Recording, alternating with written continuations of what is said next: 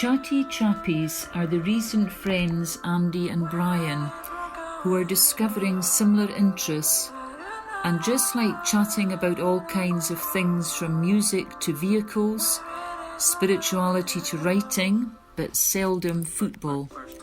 If you want to be added to their future communications, there will be a notice at the end of this broadcast. Chatty Chappies.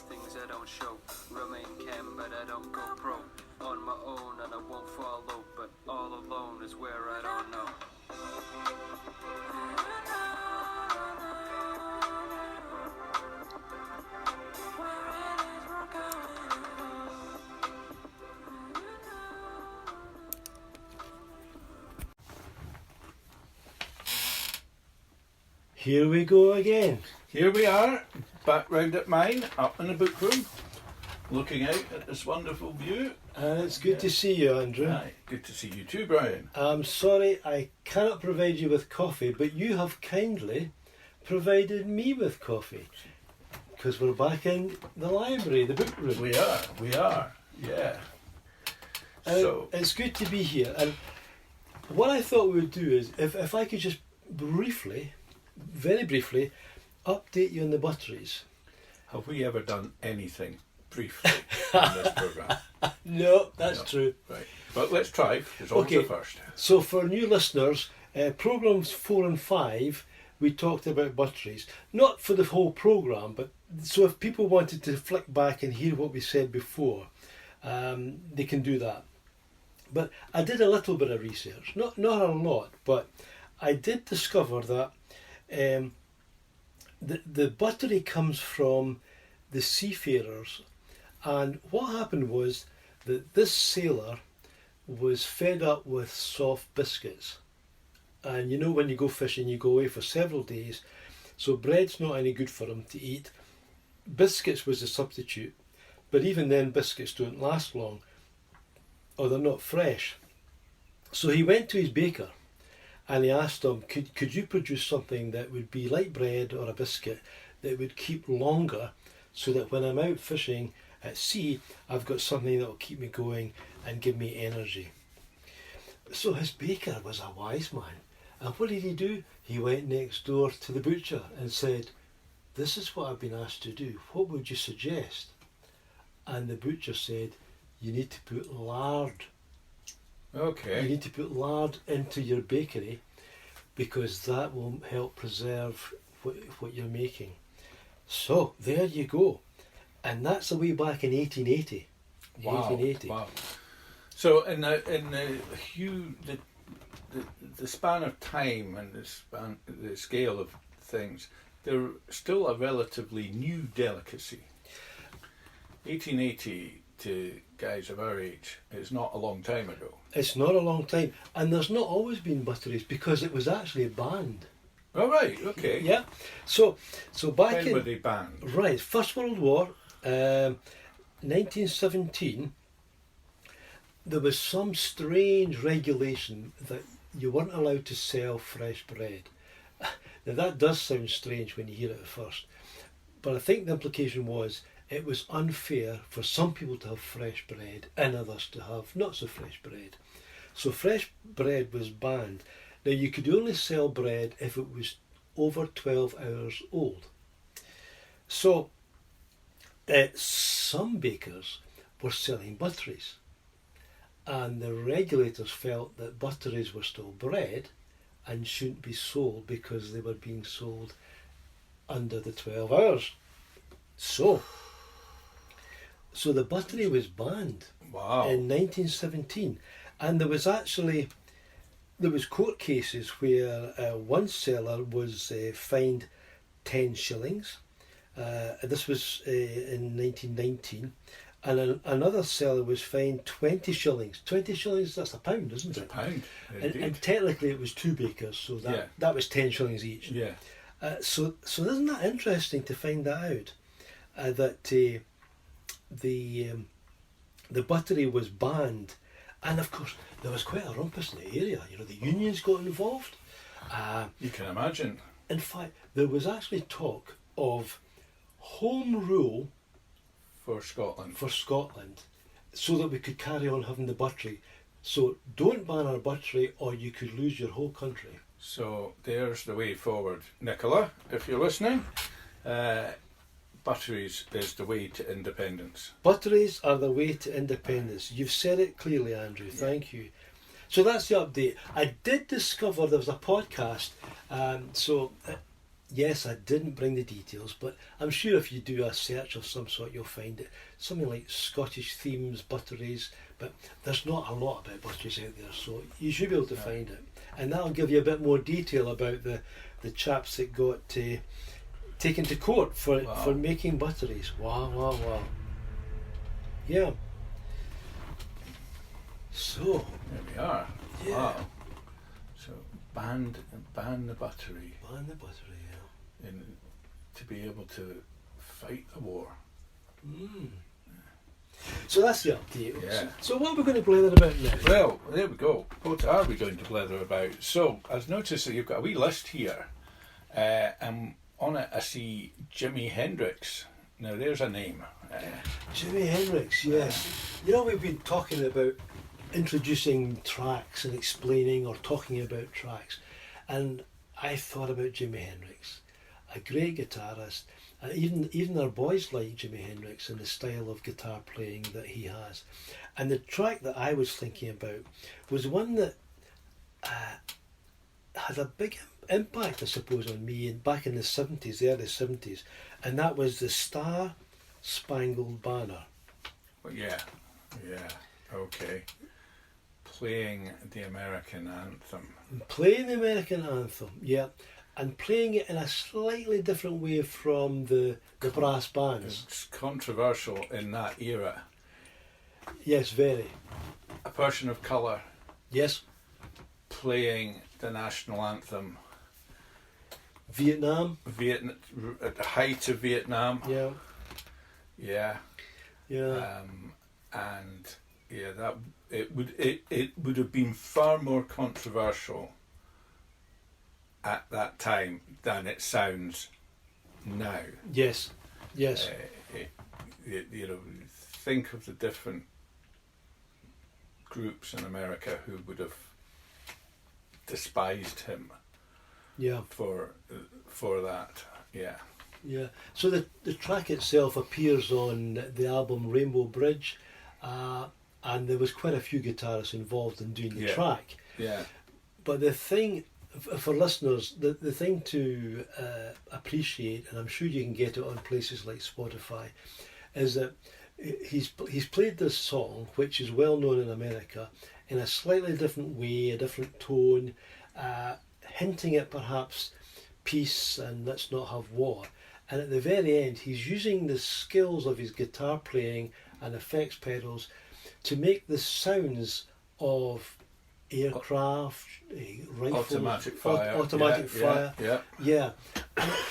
Excuse me. And it really just really fits the bill.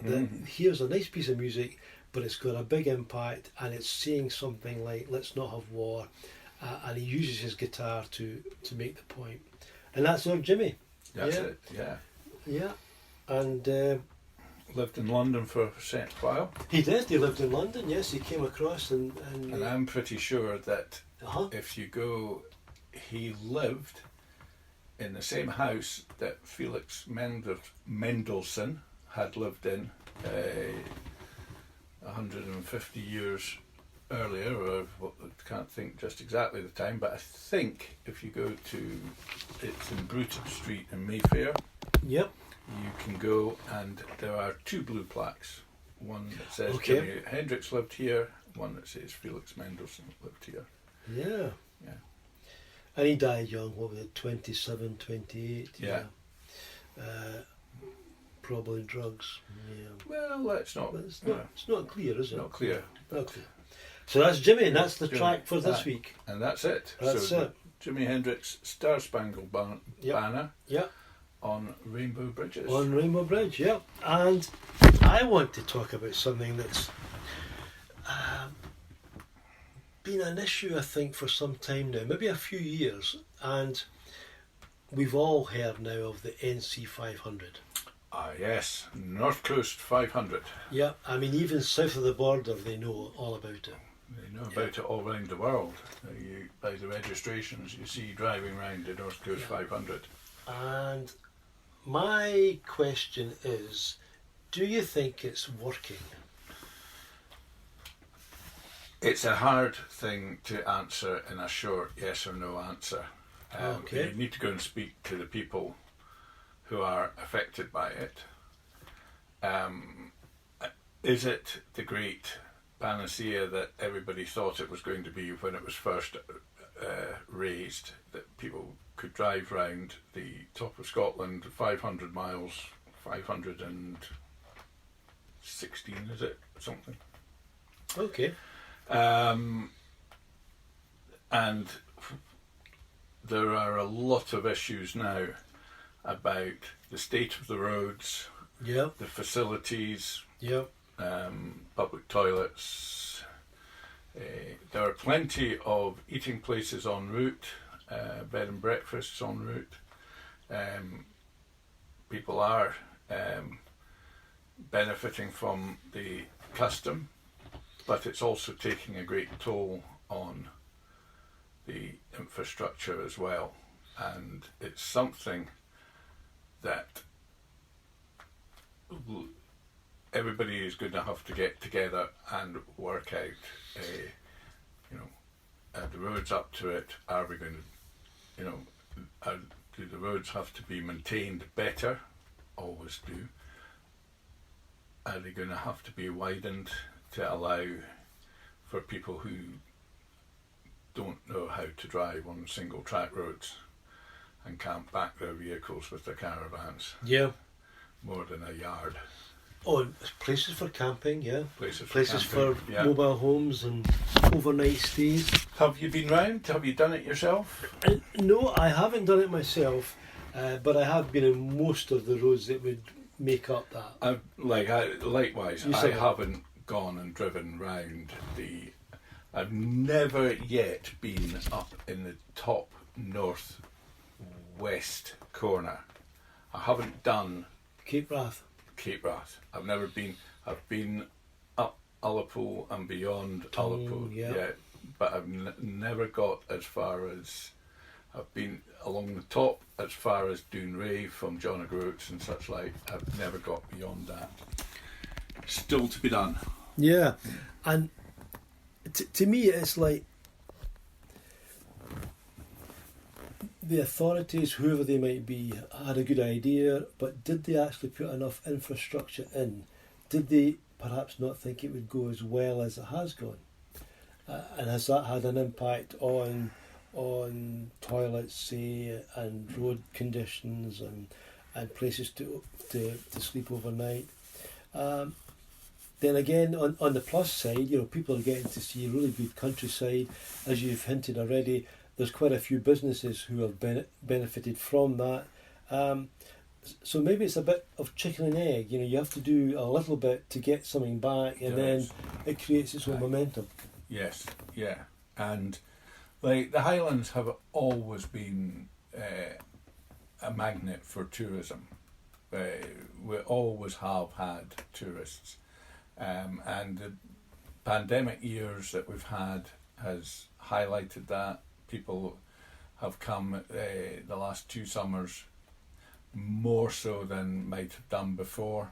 Yes. And you've got groups coming, stag weekends and such like. They hire luxury sports cars like Lamborghinis and Aston Martins and Porsche and so on. And when you're up that way, you might come across a line of 5 or 6, one after the other, which can be, disturbing if you're trying to get through a passing place. With again people who's I'm not quite too sure how passing places work. Yes, because it is an education for some people to know how to negotiate that part of the countryside, but that doesn't mean that people could come up. And I'm conscious of hearing stories up in kind of Berwick area where people have been leaving rubbish and just not behaving very well, and that's quite different from not understanding how to negotiate a single track road. A lot of that comes down to the infrastructure, the local authority putting in sufficient rubbish collections. Yeah. You can't, if you've got that volume of people going round, you just can't have a once a week rubbish pickup. You've got to be doing it. We were through in Stonehaven at the weekend, and even on the Sunday afternoon, the bin lorries were out, making sure that the rubbish round the harbour was being lifted and taken away. Our councillors have to start thinking outside the box. Yep. It's good to do the marketing, but there's also the follow-up and making sure the infrastructure's there. Yeah. So that's interesting, and I think I'd be interested to know what our listeners think about the NC 500. Have any of them actually done it, or stayed overnight, or whatever? Because, as we said, it's a lovely countryside. It is. It's fantastic. Yeah. And, well, Andrew, that's our time gone already. That was a quick one, wasn't it? So, shall we just sign off here then, and we'll have a chat again soon? We'll have a chat soon, either back here or around at yours. Thank you very much. And Studio 1 and Studio 2. Studio 1 and Studio 2. And thanks for the coffee, Andrew. Yes.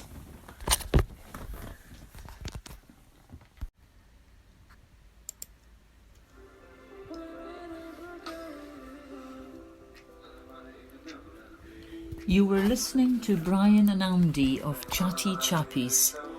It's now easier for people to find our page Chatty Chappies in Facebook search. Come and join them again soon. If you want to know when to hear them next, send a private message with your email details to the Facebook page Chatty Chappies for further instructions. The song Uncertainty by Broxton Knox is available on Spotify.